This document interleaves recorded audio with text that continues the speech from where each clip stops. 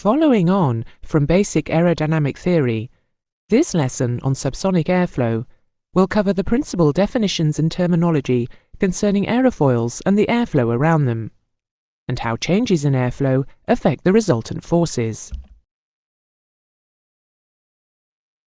The aerofoil can be defined as a shape capable of producing lift with relatively high efficiency. As air flows over an aerofoil at a sufficient speed, it will have certain effects on the static pressure surrounding the aerofoil, as propounded by the principle of continuity and Bernoulli's theorem in the last lesson.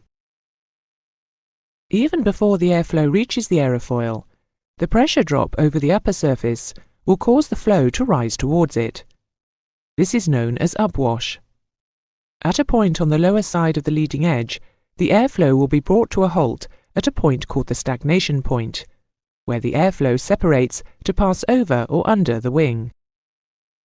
As the air flows back over the aerofoil, it will tend to slow down in accordance with the basic principles, flowing against the adverse pressure gradient as the higher pressure air below the aerofoil tries to go from high to low pressure, that is, forward from the trailing edge to the low pressure area on top.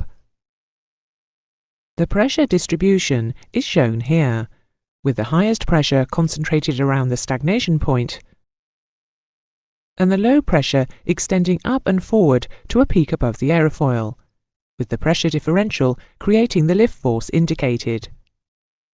Also shown is the force, drag, which acts against the forward movement of a wing and is caused partly by the lift itself. Lift and drag are fully covered in subsequent lessons in the syllabus. Having introduced the basic characteristics of the airflow around an aerofoil, we shall now look at the terminology and definitions associated with aerofoils. The chord line is a straight line joining the centres of curvature of the leading and trailing edges of an aerofoil.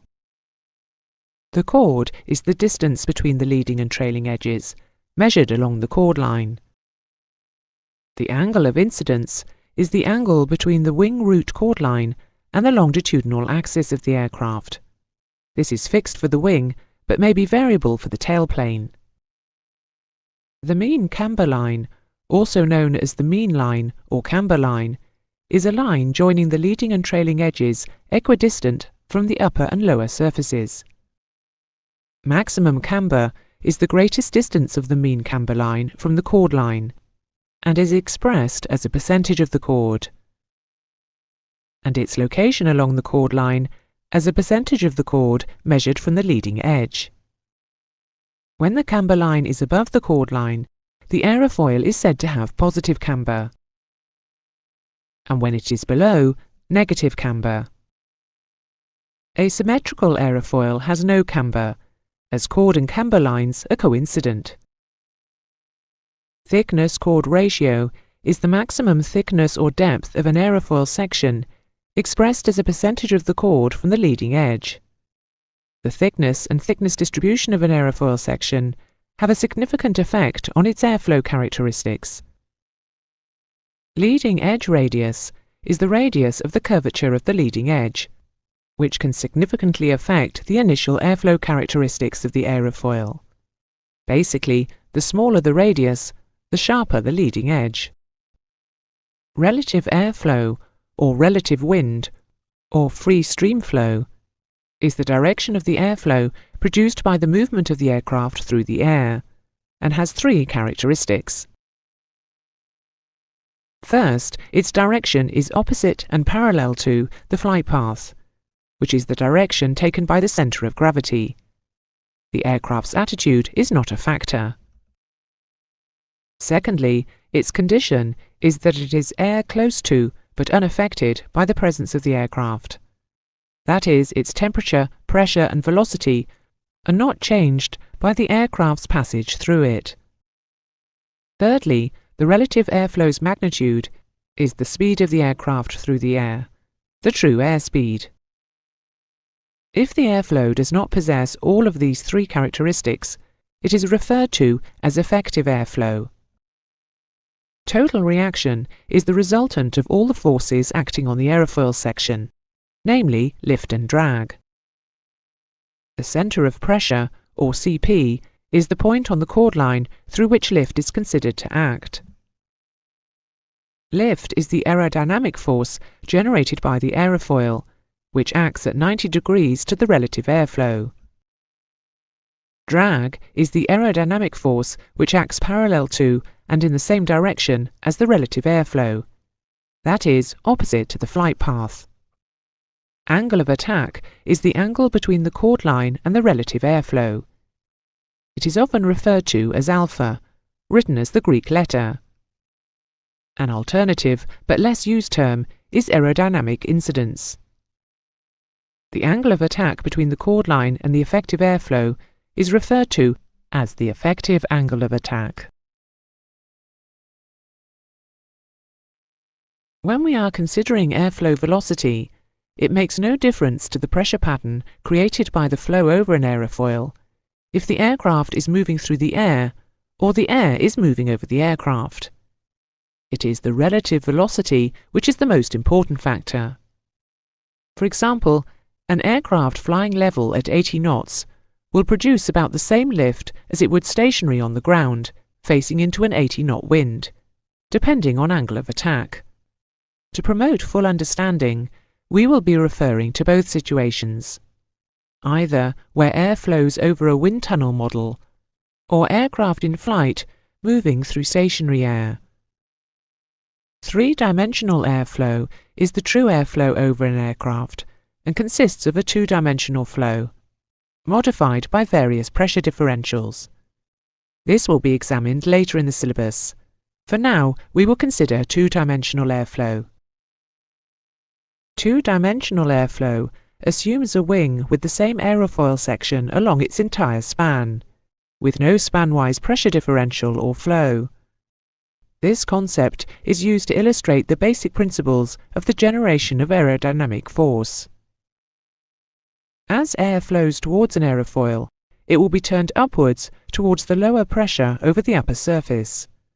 This is termed upwash. After passing over the aerofoil, the flow returns to its original flow level and state. This is termed downwash.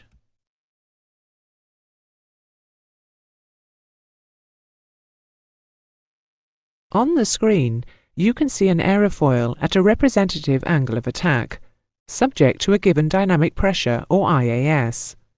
The pressure distribution showing that if the static pressure on one side of a body is reduced more than on the other side, a pressure differential will exist. If the same angle of attack is maintained, and the IAS, and thus the dynamic pressure, is increased, the pressure differential will increase. The pressure differential acting on the surface area will produce an upward acting force.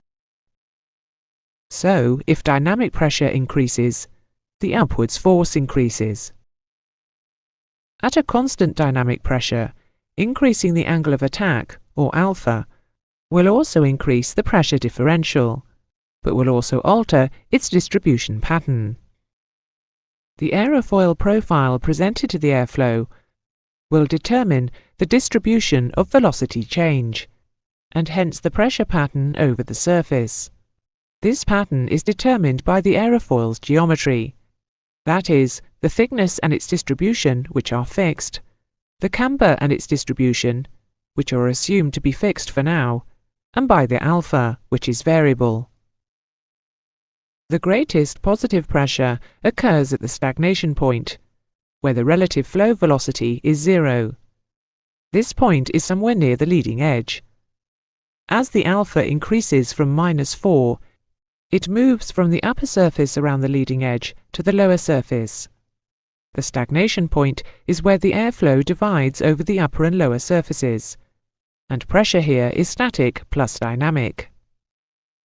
The flow over the top accelerates rapidly around the leading edge and over the front portion of the wing, creating a substantial static pressure drop. The rate of acceleration increases with alpha, up to about 16 degrees.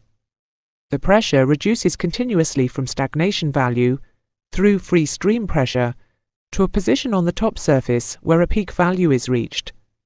From there, the airflow decelerates progressively, and the pressure rises back to free stream near the trailing edge. It should be noted that any imperfections on the upper leading edge surface, such as dents, dirt and insects, ice or frost, etc., can seriously disrupt the flow acceleration in this critical area. At alphas less than 8 degrees, the underside flow is much less accelerated and reduces pressure to only a small negative value. The pressure differential between the stagnation point and the lower pressure at the trailing edge creates a backwards acting force called form or pressure drag, which is covered later in the syllabus.